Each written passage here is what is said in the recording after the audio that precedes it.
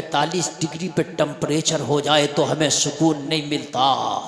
लोगों, हम घरों से बाहर निकल के भागे फिरते हैं, एसी तलाश करते हैं, फैन और कूलर तलाश करते हैं, लेकिन मैदान महशर में जो जहन्नम की गर्मी है उसे डिग्री से भी नहीं नापा जा सकता।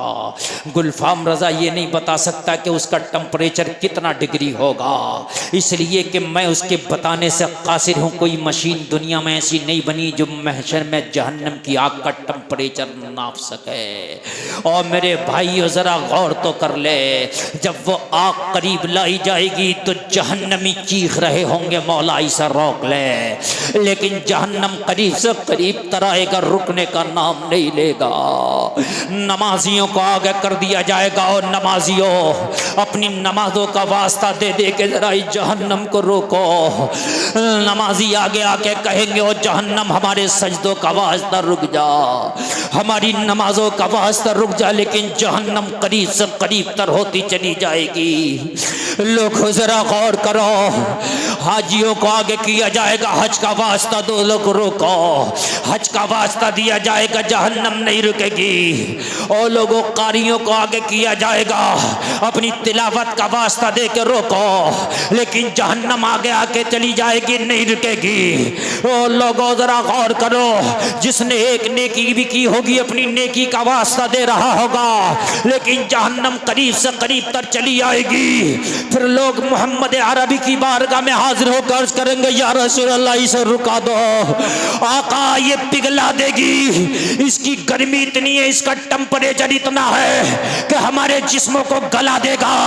या रसूल अल्लाह हमारी ज़बानें बाहर निकल आई हैं, या रसूल अल्लाह हमारे भेजे हांडी की मानिंद खोल रहे हैं, आका पसीने में हम खोता खा रहे हैं, या रसूल अल्लाह इसे रोके।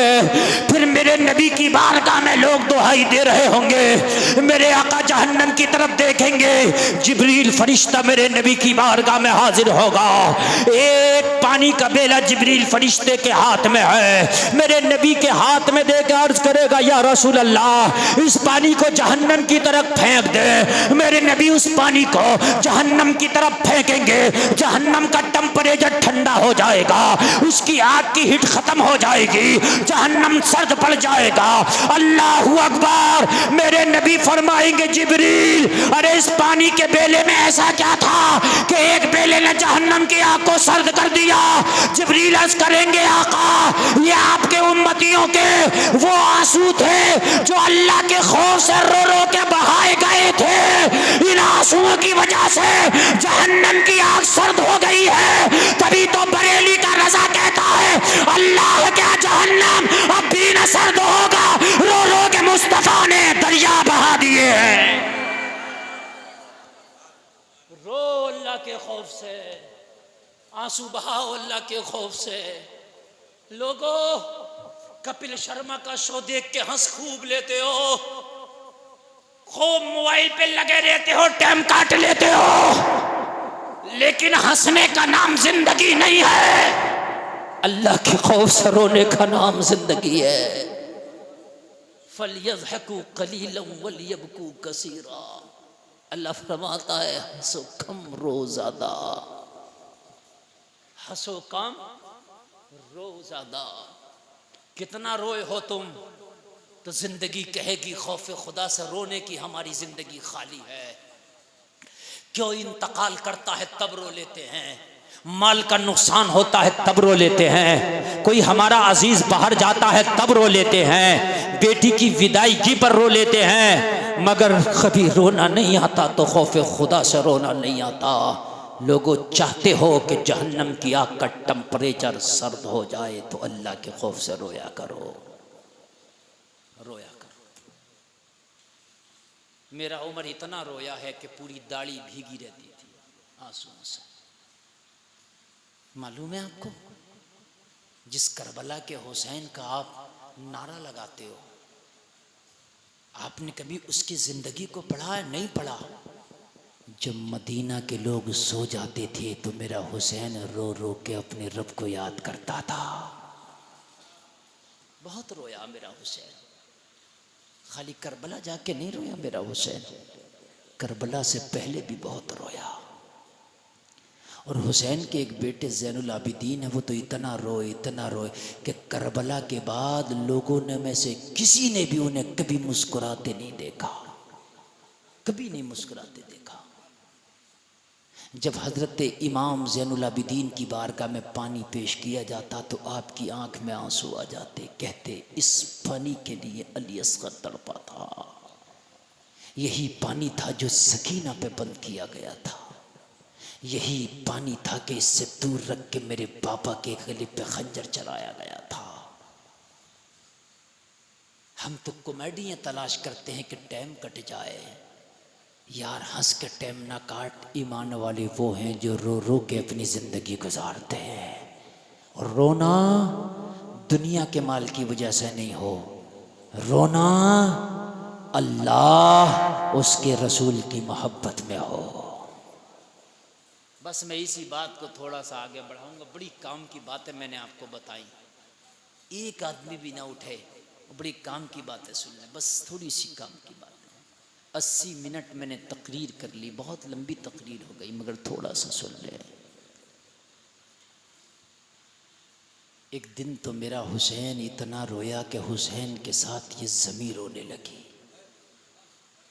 एक दिन तो मेरा हुसैन इतना रोया ये आसमां रोने लगा।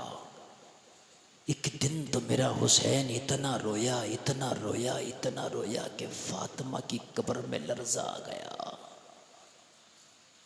मालूम है, जब कूफा वालों ने ख़त भेज के हुसैन को दावतनामा दिया, हुसैन आप कूफा आ जाओ। जब मेरे हुसैन को कूफा वालों ने 300 ख़त भेजे, और 300 ख़त मालूम है क्या लिखा था? हुसैन अगर आप कूफा ना आए तो मजबूरन हमें यजीद की बैत कबूल करना पड़ेगी, फिर मैदान महशर में तुम्हारे नाना के सामने हम तुम्हारा दामन पकड़ लेंगे और कहेंगे हमने हुसैन को बुलाया था, हुसैन नहीं आए तो मजबूरी की हालत में हमें यजीद की बैत कबूल करना पड़ी। ये सब खतों में लिखा था। मुहर्रम शरीफ आने वाला है, आप देख रहे हैं, इसलिए 5 मिनट ज़रा मैं आपको बताऊं। और मैं कोई करबला का वाक़या नहीं बताऊंगा, मैं हुसैन को ज़िंदगी को बताऊंगा कि हुसैन की ज़िंदगी में कितनी तकलीफ़ें हैं। बस 5 मिनट सुने ज़रा। हुसैन ने मदीना में ख़ास लोगों से मशवरा किया, लोगों मैं कूफा जाना चाहता हूँ। खुतूत दिखाए, ये ख़त आए, मेरा बुलावा आया। जो सिहाबा थे, हुसैन ने जिनसे मशवरा लिया, सब ने कहा हुसैन कूफा ना जाओ, कूफा के लोग बेवफा हैं। तुम्हारे बाबा अली को कत्ल किसी और ने नहीं, कूफा के लोगों ने किया था। हजरत अली इमाम थे वहां के, कूफा की जामा मस्जिद के। बेवफा है, कूफा की मिट्टी में बेवफाई है। मौला हुसैन ने फरमाया मेरी किस्मत में शायद यही हो, लेकिन अब मैं कूफा जाके रहूंगा। आखिरी फैसला ले लिया कि मुझे मदीना से सफ़र करके कूफा जाना है। जलसे में आने वालों ज़रा तारीख सुन लो अपने हुसैन की थोड़ी सी। सबसे इजाज़त नहीं मना किया, मगर हुसैन ने कहा नहीं, अली के बेटे ने ठान लिया है कूफा जाना है। मैदान महशर में कूफा के लोगों ने अगर सवाल कर दिया मेरे नाना की बारगाह में, तो जवाब क्या होगा? मैंने यजीद से डरना नहीं है, यजीद के दबदबे से मुझे नहीं डरना है, मुझे नाना की शरीयत का पास रखना है। हजरत हुसैन ने जाने का इरादा ही कर लिया। और जाना क्या था, लोगों क़यामत से कम ना था। यार मदीना छोड़ना क्या किसी के लिए क़यामत से कम होगा? अभी हाजी लोग वापस आ रहे हैं हज करके, जाओ किसी हाजी से मिलने के लिए जाना। जलसे में आने वालों, जितने भी हाजी हज करके आए ना, उनसे मिलने के लिए जाना। और गुलफाम के इस जुमले का अंदाजा करना, उन हाजियों से कहना कि तुम मदीना कितने दिन रहे? वो कहेगा 8 दिन या 10 दिन। 40 नमाजों के लिए बस हाजियों को मदीना लेके जाया जाता। कितनी नमाजों के लिए? सिर्फ 40। वो हाजी मदीने में पैदा नहीं हुआ, मदीने में जवान नहीं हुआ, मदीने में उसका घर नहीं, खानदान नहीं, रिश्तेदार नहीं, सिर्फ 8 दिन के लिए मदीना गया था, 8 दिन के लिए। लेकिन इस हाजी से पूछना कि कसम खा के सीने पे हाथ रख के बताना, हाजी बाबा जब तू 40 नमाजें पूरी करके 1 हफ्ते के बाद जब तुझे ये खबर मिली थी कि हाजियों चलो अब मदीना छोड़ के मक्का चलो, तो तेरे दिल की कैफियत क्या थी? खुदा की कसम हर हाजी कहेगा कि जब हमें ये खबर मिली थी मदीना छोड़ना है तो हमारे दिलों पे एक बिजली गिर गई थी। और हाजी ये बताते हैं कि जब मदीना छोड़ रहे थे तो हमारी आंखों में आंसू थे। हर हाजी यही कहता है। ये मेरी बात गलत हो तो हाजी आ रहे हैं ताजा ताजा पूछना जाते हैं, और ये पूछना हाजी तुझे कसम है ये बता कि तू 40 दिन के सफर पे गया था, तू मीना भी गया, तू मुज़दलिफा भी गया, सफा मरवा भी दौड़ा है, तूने कंकरे भी मारी है, तू आबे ज़मज़म भी पिया है। ओ हाजी तूने तवाफ़े काबा भी किया है, तूने मकाम इब्राहिम पे 2 रकात नमाज भी पढ़ी है, तूने हजरे अस्वद को भी छुआ है, उसे भी चूमा है, तूने कुर्बानी भी किया है। सबसे ज्यादा गम तुझे किस बात का हुआ? हर हाजी कहता है मुझे सबसे ज्यादा गम मदीना छोड़ने पर हुआ था। सबसे ज्यादा गम मदीना छोड़ने का हर हाजी कहता है। यार जो 8 दिन मदीना रह जाए वो मदीना छोड़े तो वो चीख मारता है। यार जो 1 हफ्ता रहे 40 नमाजें मदीने में पढ़ ले वो मदीना छोड़ना उसे गवारा ना हो। पाकिस्तान का एक शख्स आया मदीना शरीफ में उम्रा करने के लिए। मदीना शरीफ में बिल्लियां हैं, कभी जाना तो देखना, वहां बिल्लियां पाई जाती हैं। एक बड़ी खूबसूरत बिल्ली थी, देखा और देख करके दिल में चुभ गई। कुछ लोगों का शौक होता है पालने का, सोचने लगा जब मैं अपने मुल्क जाऊंगा तो इस बिल्ली को जरूर ले जाऊंगा। लोगों उस शख्स का बयान है कि उसी रात जब मैं सोया तो ख्वाब में मोहम्मद रसूलुल्लाह का दीदार हुआ। ख्वाब में दीदार हुआ और नबी गुस्से से चेहरे को फेरे हुए हैं, चेहरा नहीं करते इसकी तरफ, गुस्से से चेहरे को फेरे हुए हैं। अर्ज की या रसूलल्लाह क्या खता हो गई कोई गुलाम से? आका गुस्से से चेहरे को फेर क्यों लिया? मुस्तफा ने फरमाया तूने दिल में इरादा किया मेरे दर पे रहने वाली बिल्ली को लेके जाएगा, उसने शिकायत की है आका इसे समझा दो, मैं आपका दर नहीं छोड़ना चाहती, मैं आपके टुकड़ों पे पलना चाहती हूँ, मैं यही जीना चाहती हूँ, यही मरना चाहती हूँ आका, मैं आपकी चौखट नहीं छोड़ना चाहती हूँ। आला हजरत ने भी कहा है तेरे टुकड़ों पे पले गैर की ठोकर पे न डाल, झिड़कियां खाएं किधर छोड़ के सदका तेरा, झिड़कियां खाएं किधर छोड़ के सदका तेरा। यार बिल्ली नबी का दर छोड़ना गवारा ना करे। 40 नमाजें पढ़ने वाला हाजी नबी का दर छोड़ना गवारा ना करे। जिस हुसैन की सारी जिंदगी की नमाज़ें मस्जिद नबवी में हुई हूं उसको मदीना छोड़ना कितना मुश्किल हुआ होगा। कलेजे पे हाथ रख के सोचो एक बार। खाली करबला सुन लेते हो, करबला रोते हो, रोने की बात भी आंखों में आंसू आते हैं यार, लेकिन ज़रा मुझे बताओ जिस हुसैन की पैदाइश मदीना में, जिसका बचपन मदीने की गलियों में गुजरा हो, जिसकी जवानी मदीने में गुजरी हो, जो नाना के रोज़े के सामने जो है अपनी ज़िंदगी गुजारा हो, लोगों वो हुसैन ने जब मदीना छोड़ा होगा तो बताओ क्या दिल पे गुजरी होगी, कोई इसका अंदाज़ा भी नहीं लगा सकता। हुसैन की रुखसती मदीना से कुछ इस तरह की है, अपने सारे घर वालों को मेरे हुसैन ने तैयारी का हुक्म दे दिया, सुबह को कूच करना है। 5 मिनट, अगर 4 मिनट इजाजत हो तो बयान कर दूं। ये नींद तो नहीं आ रही ना? हाँ तो बस सुन लीजिए, मेरी चाहत है कि मैं बयान कर दूं। वरना मैंने तकरीर उतनी कर ली ना जितनी मुझे करना थी, मैंने उससे भी ज़्यादा कर ली।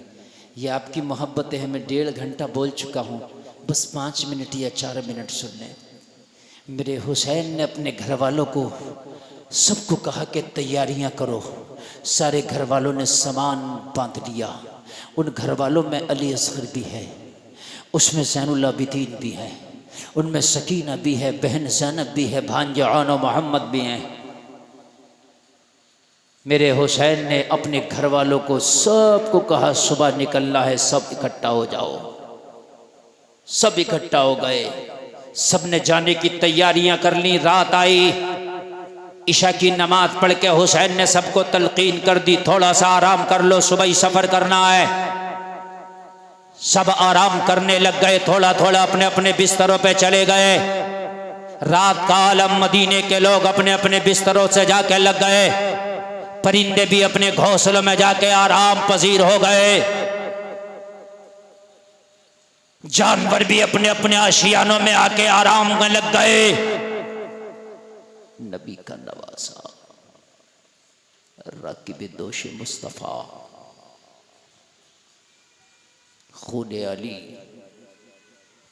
जन्नती जवानों का सरदार, आधी रात सारे घर वाले आराम में है। मेरा हुसैन उठा, जन्नतुल बकी में माँ के मज़ार फातिमातुज़ ज़हरा की तुरबत पे जाके पहुंच गया। ये मंजर क़यामत से कम न था। हाजी 40 दिन के बाद मदीना आए तो चीख मारता है, जिस हुसैन का नाना मदीने में हो, जिस हुसैन की माँ फातिमा का मज़ार मदीने में हो, जिस हुसैन का भाई हसन मुजतबा मदीना में हो, उस हुसैन का मदीना छोड़ने की बारी आई तो क्या गुजर रही होगी। आधी रात का आलम, जन्नतुल बकी के कब्रिस्तान में मेरा हुसैन माँ फातिमातुज़ ज़हरा के मज़ार पर है, और माँ फातिमातुज़ ज़हरा के मज़ार से लिपट कर, तुरबते बुतूल से लिपट कर मेरा हुसैन अर्ज़ करता है, माँ उम्मत के कुछ शरीरों ने तेरे हुसैन पर मदीने की जगह को तंग कर दिया है। माँ हुसैन ऐसे आलम में आ गया है कि अब मदीने में रहना हुसैन के लिए बड़ा मुश्किल है। सुबह को तेरा हुसैन अब मदीना छोड़ रहा है। रोजाना माँ तेरी तुरबत पे हुसैन की हाजिरी होती थी। रोजाना हुसैन जन्नतुल बकी में आके माँ तेरी तुरबत को देख के दिल को ठंडा कर लिया करता था, लेकिन अब हुसैन को ये मदीना छोड़ना है। माँ हुसैन के लिए दुआ कर दे कि कुर्बला के उस बेआबो किया मैदान में हुसैन से बड़े बड़े इम्तिहान से गुजारा जाएगा। हुसैन से कभी अली अकबर मांगा जाएगा, माँ कभी अली असगर मांगा जाएगा, माँ कभी कासिम मांगा जाएगा। बड़ी सख्तियों से हुसैन को गुजारा जाएगा। यहाँ तो माँ अगर मैं तेरी गोद में रो लिया करता था तो नाना मुस्तफा के कहा करते थे, फातिमा हुसैन को रोने ना दिया करो, मुझे तकलीफ होती है। लेकिन करबला में कोई कहने वाला ना होगा। माँ तारीख कहता है कि हुसैन की कपकपी वाली आवाज ने जन्नतुल बकी में ऐसा आलम कर दिया था, ऐसा लगता था कि जैसे फातिमा की कब्र में जलजला आ गया हो। आवाज आ रही थी, बेटा हुसैन मैं तुझसे बेखबर नहीं, मेरे लाल में बाखबर हूं।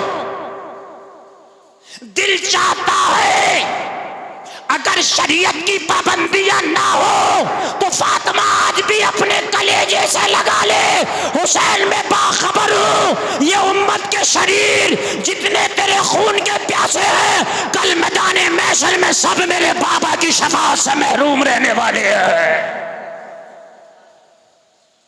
बड़ा कयामत खेज मंजर था। लोगों जरा अपनी निगाहों में लाओ, अपनी निगाहों में लाओ इस मंजर को। मेरा हुसैन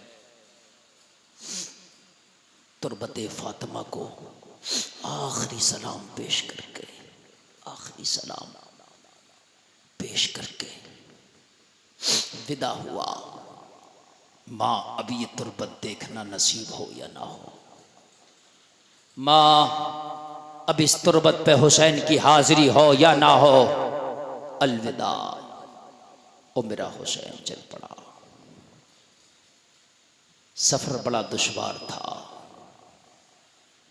बड़ी मशक्क़तें आई सफर में, बड़ी मशक्क़तें, बड़ी तकलीफ़ों का सामना करना पड़ा। और ये काफिला मक्का होता हुआ जब उस बेआबोगिया मैदान में पहुंचा जिसे करबला कहते हैं, लोगों हुसैन ने पहुंचकर जब वहां खेमा लगाया तो बहन ज़ैनब ने पूछा था, हुसैन ये कौन सी जगह है जहां पड़ाव का हुक्म दे करके आपने खेमा लगवा दिया है? कहा, ज़ैनब यही हुसैन की आखिरी मंजिल है, यही नैनवा का वो मैदान है जहां अब हुसैन का इम्तिहान शुरू होगा। ज़ैनब यही करबला का वो मैदान है जहां हुसैन के लाशे पर घोड़े दौड़ाए जाएंगे, जहां अली अकबर का कलेजा चीरा जाएगा, जहां कासिम की जवानी लूटी जाएगी, जहां ओला मोहम्मद का बचपना छीना जाएगा, जहां अली असगर के हुल्कूम में तीर मारा जाएगा। ये वही जगह है जहां पर कटे हुए लाशों का तुम्हें पहरा देना है, ये वही करबला है। अल्लाह अल्लाह, वो सनानो तीर की दावत है, वो अली के लाल की हिम्मत है। कभी बेज़बां का गला दिया, कभी नौजवान का जिगर दिया। वो चमन अपना लुटा गए कि बहारे दीन खुदा रहे, न जमा जो रंग बहार से तो लहू भी अपना मिला दिया। ना जमा जो रंग बहार से तो लहू भी अपना मिला दिया। जलसे में आने वालों अपने रब को राज़ी करो, हुसैन की ज़िंदगी को तलाश करो। हुसैन की पूरी ज़िंदगी का नाम रज़ाए मौला है। बस मेरी तकरीर मुकम्मल। हमारे मुस्लिम भाई अपने बच्चों का अकीक़ा कर रहे हैं। मैं दुआ करता हूँ अल्लाह ताला इनके बच्चों की उम्र में बरकतें अता फरमाए और इनके कारोबार में मेरा मौला तरक्की अता फरमाए। इस्लाम जिंदाबाद। कलमा शरीफ पढ़े, ला इलाहा इल्लल्लाह मुहम्मदुर रसूलुल्लाह व मा अलैना इल्लल बलाग। अस्सलामु अलैकुम।